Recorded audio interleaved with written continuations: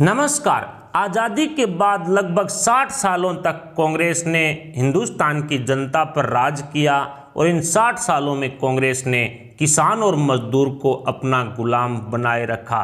कांग्रेसी नेताओं ने इस 60 साल के पीरियड में हिंदुस्तान की जनता को लूटकर खुद की जेब भरने का काम किया। सिर्फ जेब ही नहीं बल्कि विदेशों के बैंकों का खजाना भी इन कांग्रेसी नेताओं ने भारत की जनता को लूटकर भर दिया। कांग्रेस ने देश की जनता में गरीबी हटाने के लिए गरीबी हटाओ अभियान पिछले 60 सालों में चलाया, लेकिन गरीबी जनता की नहीं बल्कि इन कांग्रेसी नेताओं की हटी। भारत की जनता और गरीब होती गई और नेता दिनों दिन उद्योगपति बनते गए। 2014 में जब नरेंद्र मोदी जी प्रधानमंत्री की गद्दी पर बैठे, तब हिंदुस्तान की जनता की आंखें खुली कि कांग्रेस ने तो देश को लूटने का काम किया है। इंटरनेट आदि का अभाव होने के कारण लोगों में जागरूकता की कमी थी। कांग्रेस काल के दौरान, कांग्रेस शासन के दौरान कांग्रेस ने जो मीडिया को बताना जरूरी समझा, सिर्फ वही खबरें बाहर निकलती थी। लेकिन पीएम मोदी के हाथ में सत्ता आने के बाद इन कांग्रेसियों के चोर नेताओं को लगा कि अब जनता के साथ न्याय करना ही पड़ेगा, वरना जनता इस भ्रष्ट और चोर गांधी वाड्रा परिवार को जूते मारकर हिंदुस्तान से इटली की ओर भगा देगी।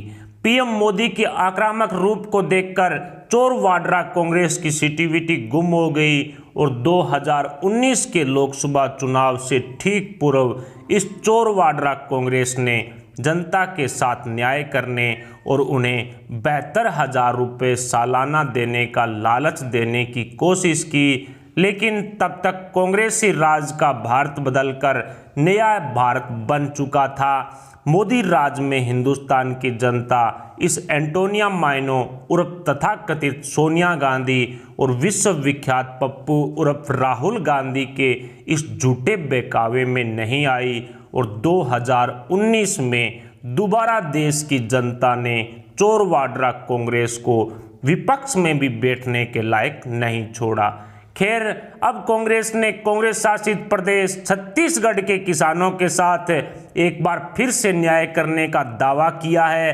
राज्य में लूट मचाकर भूपेश बघेल की सरकार ने किसानों को 10,000 रुपये प्रति एकड़ जमीन पर आर्थिक मदद देने के लिए 21 मई से राजीव गांधी न्याय योजना को शुरू किया गया है। 21 मई को पूर्व प्रधानमंत्री राजीव गांधी की पुण्यतिथि थी और इसी पुण्यतिथि पर छत्तीसगढ़ के अंदर राजीव गांधी के नाम से वैसे तो जो भी योजनाएं चल रही है पहले से, वो सभी की सभी इस गांधी परिवार के नाम पर है और इसी को ध्यान में रखते हुए राजीव गांधी न्याय योजना को छत्तीसगढ़ में लागू किया गया है, जिसके तहत किसानों का फायदा होने का दावा किया गया है।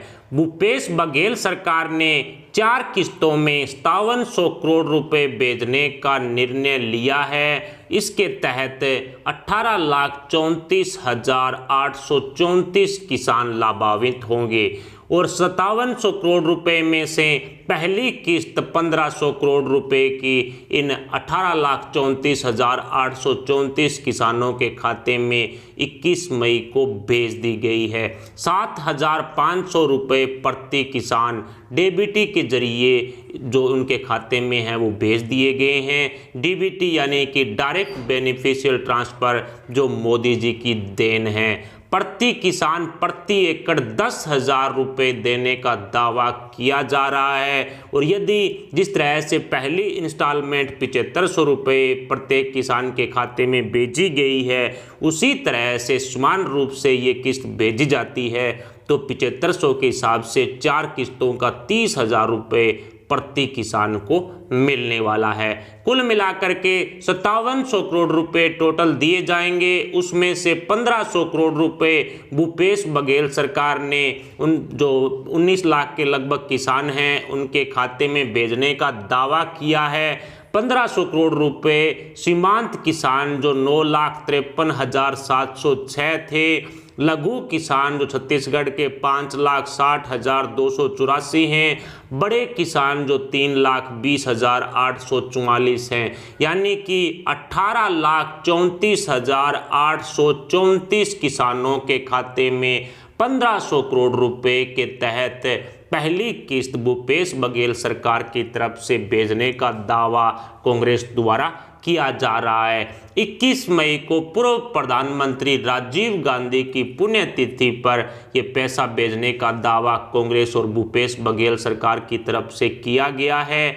और इसके तहत मैं आपको ये भी बता दूं कि डीबीटी को लेकर के कांग्रेस ने पहले कई तरह के सवाल उठाए थे, और जिस तरह से पूर्व प्रधानमंत्री राजीव गांधी खुद बोल रहे थे कि जब केंद्र से जो किसी को लाभान्वित करने के लिए 1 रुपया भेजा जाता है तो वो धरातल पर पहुंचते पहुंचते सिर्फ 15 पैसे रह जाता है, और 85 पैसे ये जो कांग्रेस के नेता थे उस टाइम के वो खा जाते थे। इस तरह की बात राजीव गांधी खुद कह चुके हैं। उसके बाद प्रधानमंत्री नरेंद्र मोदी जी ने डीबीटी का निर्माण किया। डायरेक्ट बेनिफिशियल ट्रांसफर के जरिए 1 रुपया केंद्र से भेजा जाता है तो लाभार्थी को 1 रुपया ही मिलता है, और उसी का प्रयोग करते हुए आज कांग्रेस ने 1,500 करोड़ रुपए की पहली किस्त जो छत्तीसगढ़ के 18,34,834 किसानों के खाते में भेज दी है।